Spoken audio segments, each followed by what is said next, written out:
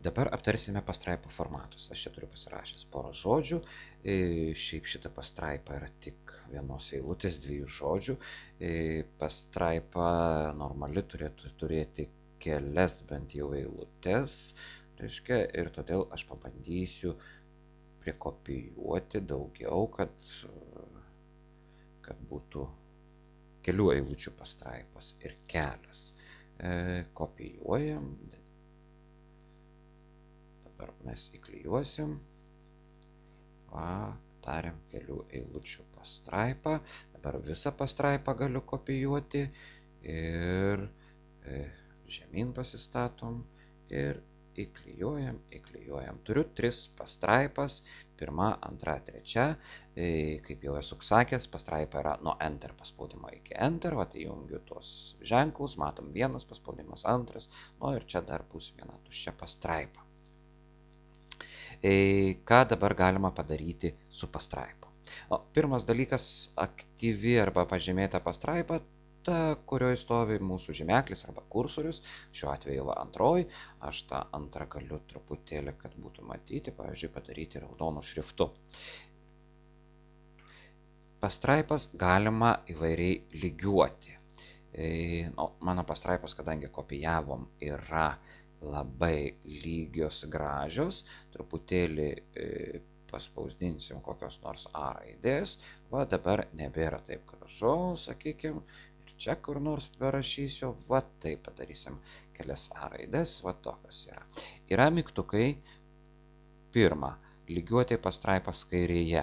Tai šitos visos standartiškai taip ir būna, reiškia kairėje pusėje. Toliau, centruojam. Centras yra. Dažniausiai centruojam kažkokius pavadinimus ir panašiai yra. Retesnis atvejis yra lygiuoti dešinėje. Tai šitaip sulygiuota. Reiškia, kairėje paliko liktai toks ištrupėjęs. Ir svarbiausias dalykas yra, tai yra abipusė lygiuoti. Yra dabar gražu ir šitoj pusėje lygų, ir šitoj pusėje lygų yra. Toliau mygtukų dar yra tarpai tarp eilučių. Dabar raštvedybė dažniausiai reikalauja pusantro intervalo rašyti tekstus arba pusantro tarpo. Standartiškai pasijungia vienu tarpu ir padarysim pusantro ir matot, tarpai tarp eilučių mūsų, reiškia, išretėjo, o ši čia yra, sakykime, pirmoji pastraipa vieno intervalo. Galima daryti, sakykime, kokius 3. Kaip reta yra. Grąžinam atgal prie vieno ir turim. Daugiau liktai su pastraipom čia kažko daug nėra jau, reiškia, mygtukų. Ir kad norėtumėm formatuoti, turime eiti į meniu punktą formatavimas. Dar pabrėšiu, kad pastraipos yra pažymėta arba aktyvi toj, kur stovi kursorius. Jeigu mes norim kelias formatuoti, tai užtenka pasižymėti jas, nors dalį jų. Pavyzdžiui, 1 ir 2 pastraipa jau pažymėtus ir, pavyzdžiui, sucentruosiu ar ten dar kažkur, taip padarysiu. Tai viskas klauso abi pastraipos. Lieku prie tos savo raudonosios ir einam į formatavimas pastraipą. Yra 2 kortelės, įtraukos tarpai ir eilučių ir puslapio lūžiai. Pirmoji. Lygiuoti. Ką tik apkalbėjau, kad tai yra tie mygtukai. Yra kairėje, centre, dešinėje ir abipusė lygiuoti. Lygiai tas pats.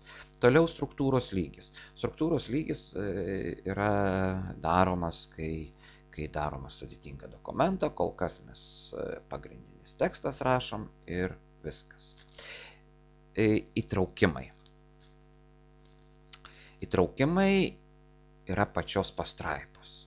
Galima tą pastraipą atitraukti, reiškia pastumti nuo paraštės į vidų dokumento arba atvirkščiai į išorę, jeigu rašytumėm su minusu.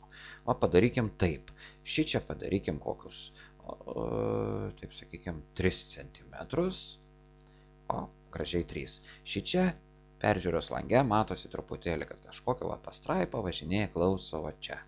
Ir dešinėje, darykim mažiau, kokius 2 cm. padarom 2 cm ir dabar, kad būtų geriau, spaudžiam gerai. Geriau matosi, va, žiūrim, šičia yra nuo paraštės, o kitos pastraipos, o šitos yra prasideda nuo pat paraštės, reiškia nuo kitų pastraipų atitraukta 2 cm, o šitoj yra, tai yra 3 cm, o šitoj 2 cm.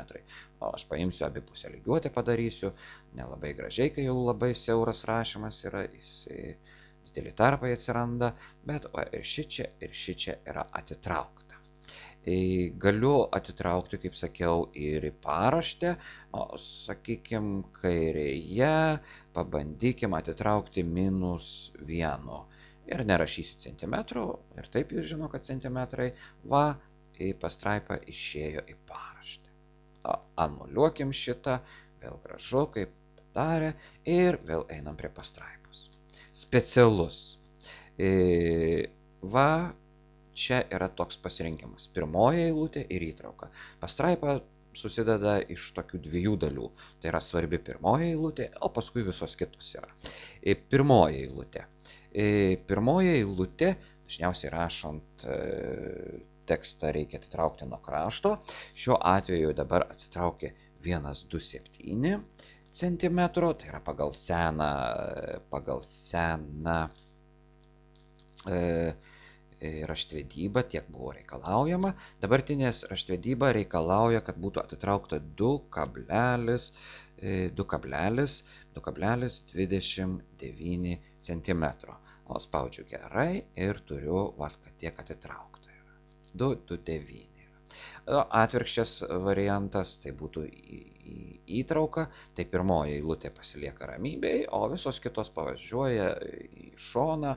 Nežinau, kam tai reikalinga, tokio egzotinis gal dalykas. Palikim pirmą eilutę ir turim šitaip. Dabar tarpai tarp eilučių, tai atitinka šitą mygtuką. Čia liktai ir nieko nėra, galima nustatyti net tiksliai, kažkiek tai pat, galima nustatyti keli ir čia rašyti ne tik 3, bet 4, 5 ir panašiai.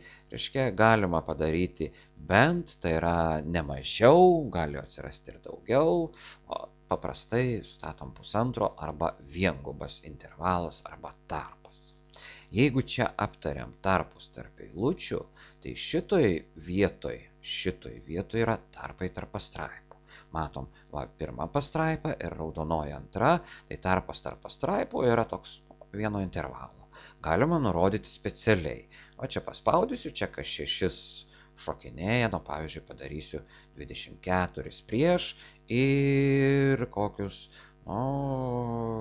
galima ką padaryti, galiu pastatyti ir padaryti ne 18, o 19, tiesiog rankom parašyti, galiu net nerašyti, kaip sakiau, tų vienetų, jis pats uždės juos ir sakau gerai, ir turiu tokią pastraipą. Reiškia, tarpai tarp pastraipų yra didesni. Reikia vieną dalyką labai gerai atsiminti.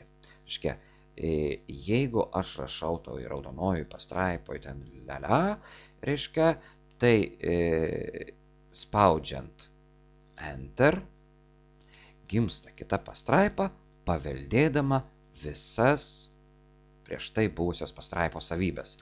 Tai yra netgi šriftai raudoni ir pati pastraipa, matot, prasideda nuo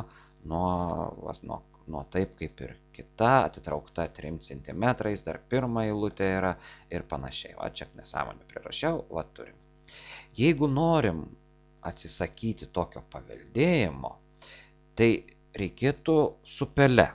Žiūrėkit, aš čia gale yra, aš čia galiu rašyti, bet toliau pavažiuoti su žymekliu negaliu, todėl darom taip, jeigu man reikia čia rašyti, aš statau prie krašto, 2 kartus pelę spaudžiu ir dabar rašau AA.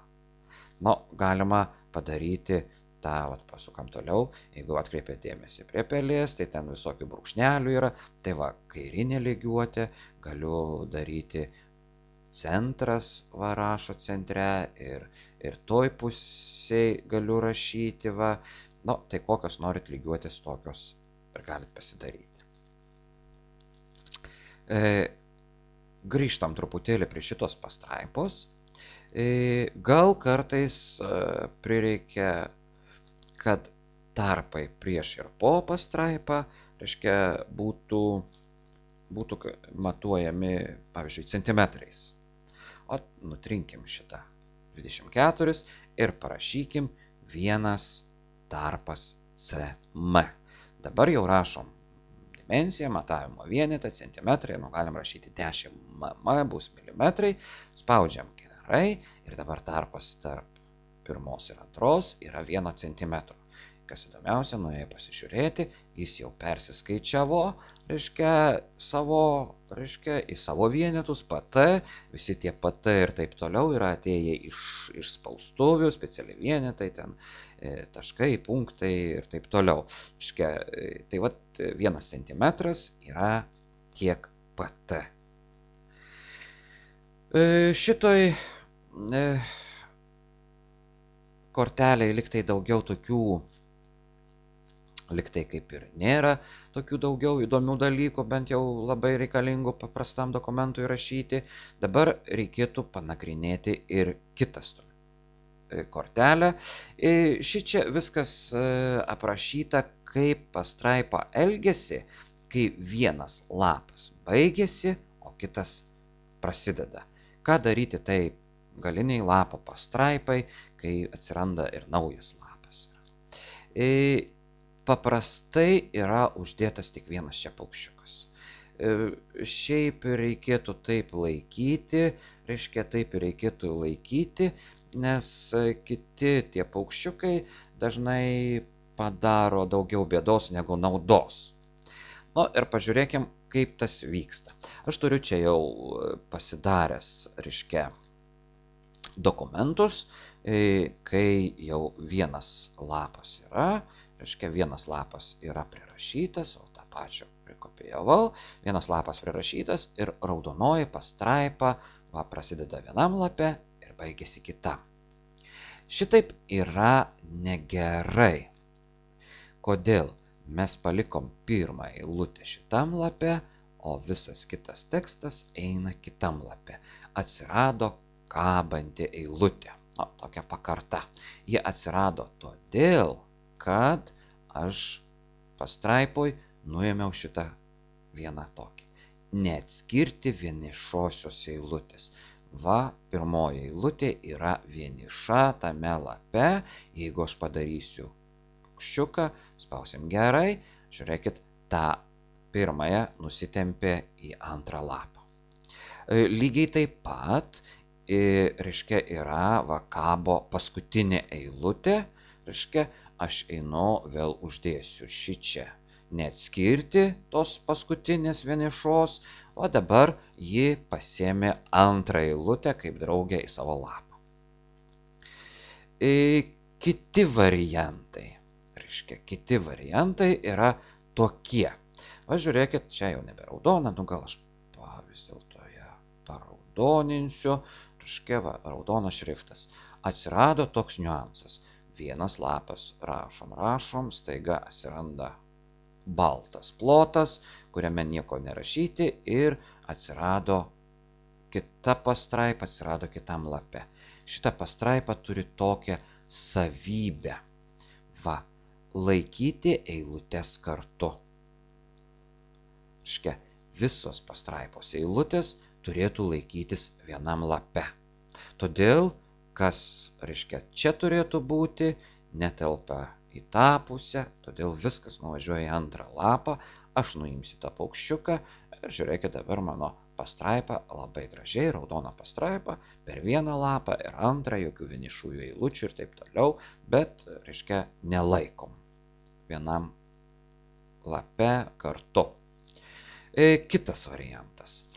Mes rašom, jūs rašysit diplominį ir pagaliau rašo diplominiam darbe išvadas ar kažką ir jūs gauna taip, kad pavadinimas yra, vienam lape, o visas kitas, tekstas eina kitam lape. Galima padaryti taip. Stovi pavadinime, tai yra pastraipa. Tai iš vieno žodžio, iš vienos eilutės išvados yra vienam lape. Uždėsiu paukščiuką laikyti kartu su paskesniu.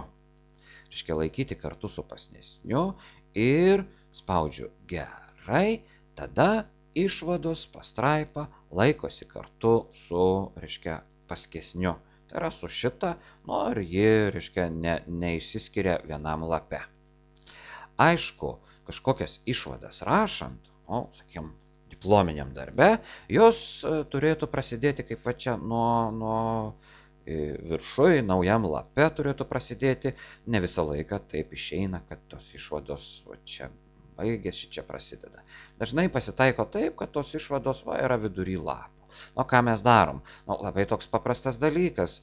Atsistojam ant Enter, atsisėdam ir laukiam, kol nuvesim tas išvadas, taip bus. Ir bus išvados naujam lape. Aišku, nieko nėra čia jau taip super blogo, bet būtų geriau, kad tos išvados būtų protingai padarytos. Dabar nutrinsiu vėl, ką aš prispaudžiau. Ir žiūrėkit, tokiom išvadom aš galiu taikyti tokią išvadų pastraipai, tokią savybę. Yra pastraipa ir puslapio lūžis prieš. Spaudžiu šičia ir kas atsitinka. Nieko neatsitinka, pastraipa, neuždėjau paukščiuko, puslapio lūžis prieš. Turim, reiškia, išvados yra naujam lape automatiškai. Naujam lape. Kartais atsiranda ir bėda dėl tokio, reiškia, paukščiuko. Žiūrėkit, jeigu aš parašiau išvados, jos turi puslapio lūžį prieš, aš noriu toliau rašyti, spaudžiu Enter, gimsta nauja pastraipa su ta pačia savybė, su tuo pačiu paukščiuku ir ta nauja pastraipa turi prasidėti naujam lape. Matot, nujungsiu šitą ir čia yra išvados, nauja pastraipa. Taip galima rašyti, kad kiekviena pastraipa yra vis naujam lape. Jeigu taip atsitiko ir nežinot, ką daryti, tai jau yra tikrai bėda. Reiškia, ir reikėtų tą puslapio lūžis, pastraipa, puslapio lūžis prieš nuimti nuo PP pastraipos, nuo AA pastraipos, ir tada grįžtam į normalų versiją. Dabar, kad puslapio lūžis yra, aš galiu pamatyti, įsijungęs šitą, ir žiūrėk, kylam į viršų ir, reiškia, tokia būna, reiškia, savybė puslapio lūžis. Galime, reiškia, tą puslapio lūžį padaryti patys rankom. Nuimsiu šitą irgi savybę, puslapio lūžis prieš. Ir žiūrėkit, dabar taip, aš stoviu išvadose ir galiu įterpimą nueiti. Įterpimas ir lūžis. Visokių lūžių čia yra, reiškia, vienas iš jų pats paprasčiausias puslapio lūžis. Spaudžiu gerai ir jau dabar matau, kad šitoj vietoje yra puslapio lūžis. Reiškia, taip galima bet kokį, čia paspausim įterpimas, lūžis, puslapio lūžis, naujas lapas, vėl parašysiu kažką, čia puslapio lūžis.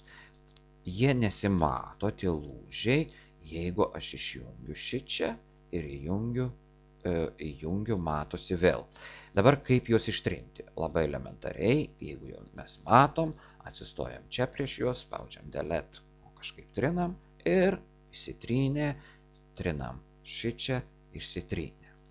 Yra tokia klaviatūrinė kombinacija, labai greita, Ctrl, Enter, CTRL ir Enter daro puslapio lūžį, matot. Čia prieš AA vėl pastatysiu, Ctrl, Enter, puslapio lūžis, turim puslapio lūžius. Toks yra, dalykas su puslapio lūžiais. Tiek būtų labai paprastai, greitai apie pastraipą, tai yra apie formatavimas pastraipą.